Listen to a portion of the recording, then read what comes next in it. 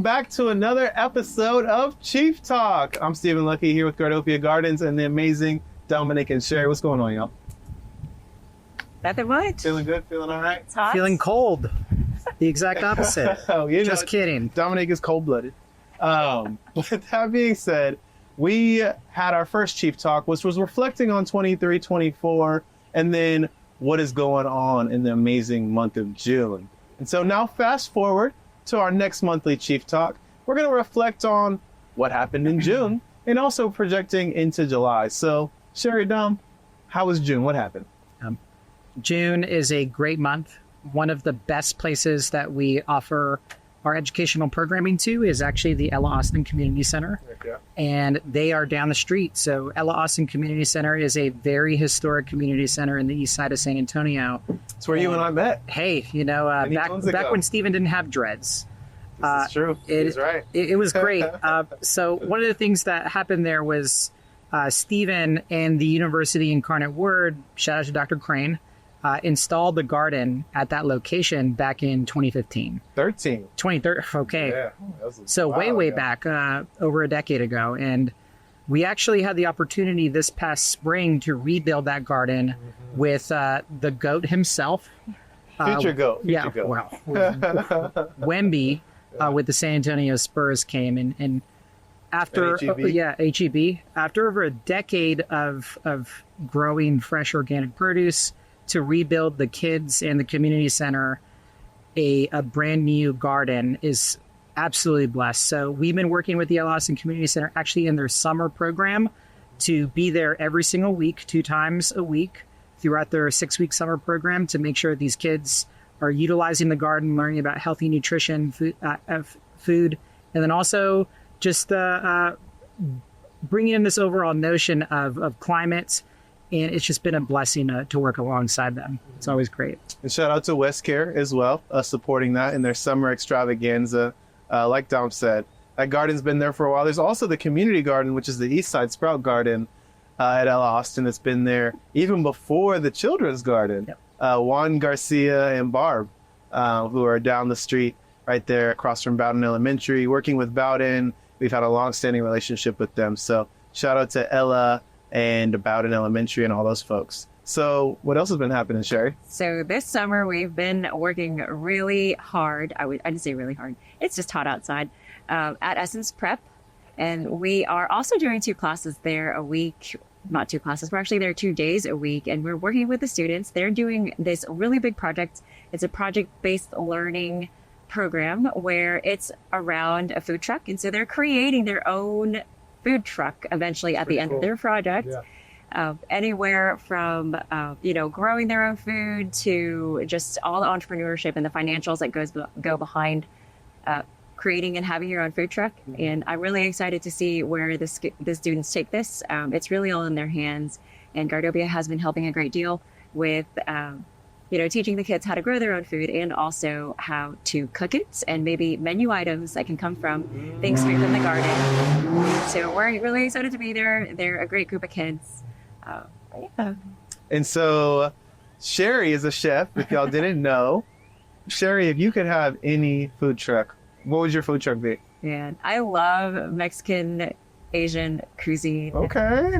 Fusion. What does that look like? Give me a couple menu items. Kimchi tacos. Let's kimchi go. Tacos? Kimchi and cheese are really good. Wait. So you have a corn tortilla or a flour tortilla? It would be maybe a blue corn tortilla. A blue corn tortilla yes. with what? What's in it? So you Kimchi would have only? some. No. You would have you could do it vegan. Okay. But you could also do maybe a bulgogi. Okay. It's just any type of beef, and then you can top it with kimchi. Okay. Like a cabbage kimchi? Yes. Yeah. Okay. I love. And then what kind of cheese? Oh. That's a good one. I like just Mexican cheese. Okay, sure. Just like a shredded cheese. Yes, a shredded cheese would be good. All right, I can get down with that. Well, give me one more. Okay, kimchi tacos. Give me one more. Kimchi fries. Kimchi fries. So fries with kimchi on top? Yes. Okay. Yeah. That, I'm trying to see. I don't think I've ever seen that. But when I went to Canada, I heard about poutine. Have you ever had poutine? No. Yeah, so okay. it's pretty much just fries with some type of like sauce, like almost like a gumbo. So hungry and I'm about it. All of it. Yeah, it's actually pretty good. And one of my homies, got to give a shout out to Green Juice. He was making vegan gumbo on fries, and that stuff. That's delicious. That hit. Yeah, that was great. Okay, I like it because I, in a different life, would have a food truck or a food trailer, and I would just be like maybe on a beach or like by a lake or a river and just vend smoothies. The Lucky Smoothie. Yes, y'all be on the lookout for the Lucky Smoothie. Okay, so June was cool. Before we transition, we're gonna take a quick little commercial break. And what's in that bag? So, what's in that bag? Welcome to the first episode of What's in That Bag, where we unbag stuff that we have ordered from different places. All right. So today, can you guess what's in this bag? I've tried. I don't know. What do you think? Can you shake it? Yeah, go ahead, shake it a little bit. They look like a beehive queen maker. Oh, Beehive Queen Maker. All right, good guess, good guess. Small hive beetle reducer. There you go. Well, you're on to a roll, but this is actually for one of our schools that we started the Outdoor Learning Center, and we put a pond in, a Compass Rose. And we're not really close to any electrical, so I was like, well, let's get a solar-powered water pump to help just with a little bit of aeration in the water system. So I got these two, and I've actually tried it before here at Gardopia. It worked okay. These are really cheap. They're like $20. I was like, even if they don't work perfectly, it'll be okay for the short term. So go ahead, check it out. Go ahead, check it out. Go ahead. See what it's all about. What's in that bag? Or what's in that box? The smallest, tiniest little solar panel. Yes, right. We're trying to use renewable energy, y'all. The Lotus. Even I forgot. Oh, it's a flower. Yes. Ooh, And it comes with 100 pieces, y'all. 100. It's an incognito pump.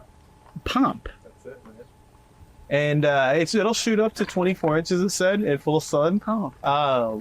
And I want pretty to high. I want to put some lotuses around it. So the picture they had, it blended in. That's a pretty small. That is. It's a little baby phone. Yeah. But hey, we'll see. We're going to test it out tomorrow. Awesome. So that is what's in that bag. A solar powered pump. And again, they work pretty well. They have some that have lights on them. I like that. So like at night, but in theory at night it's not going to work. So I don't know why they have lights on them. It doesn't really make sense. Now, if you want to take it a step up, you can get ones with the battery bank. But then that just takes more intricacy, so I don't want to mess with it. All right, so as we transition to July, what's going on in July, y'all? Give me some tips for my garden in July. It's harvesting time. So right now, you are going to be seeing your watermelons, your cantaloupes, your okra, your squash, your beans, and your basil come out. So make sure to harvest it. Sometimes turn over that leaf and make sure that you're looking for those watermelons, especially as they get big, and you turn them over and you want to have them kind of this golden yellow color so that you know that they're ready and they're ripe, and you cut it open and it's delicious. Oh my gosh. Nothing like having a watermelon, a slushy that you just made fresh.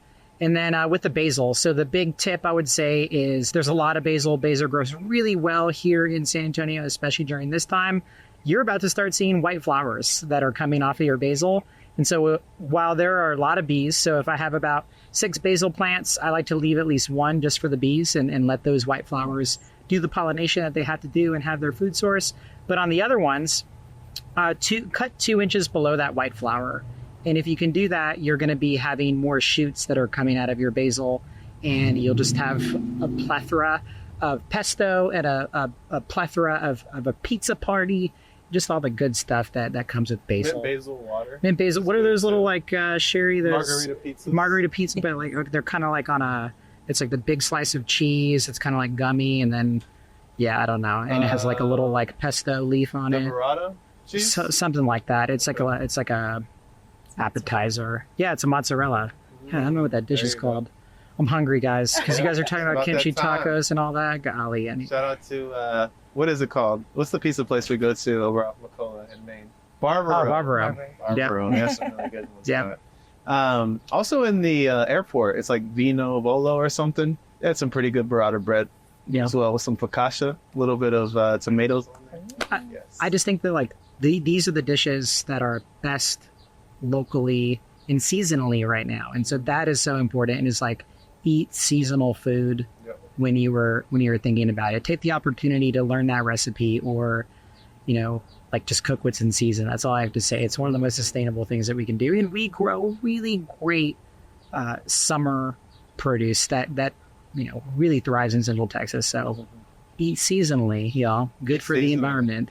And harvest. I know that I'm guilty of some stuff I don't harvest in time, and especially the okra. If one day, if you don't harvest your okra, when it goes from 6 inches to 12 inches, it's not Gets good to eat woody. anymore. Yeah, Kind of. exactly. That's when you let it grow. Let it grow Seeds. to seeds. Yes, there you go. Seed saving. What other tips you got for us, Sherry? So this is your reminder to go ahead and deadhead your flowers that are growing right now, especially your zinnias. If they are looking lanky, if they're looking way too tall, go ahead and give them a trim. So deadheading, and then save those seeds for, of course, next summer. My other recommendation for right now is if your gardens are too hot and you're going to be covering them, or if you're putting down a lot of mulch, instead of putting down a wood mulch, it's actually put down some beans. We call this a green mulch, or a living mulch. So instead of your wood mulch, you can actually just plant a different a cover crop. Yeah. So that's my recommendation, and you'll have lots of beans in return. Perfect. I know one year we did lab beans, which are pretty ferocious. I mean, they'll get 24 inches in diameter on the entire space, and we just planted the whole garden with lab beans.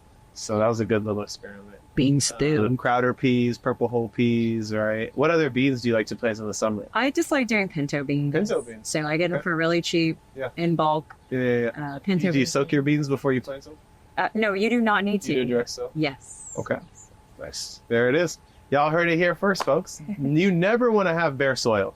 So like she said, mulching, cover crop, never have bare soil. Okay. So that's what July looks like.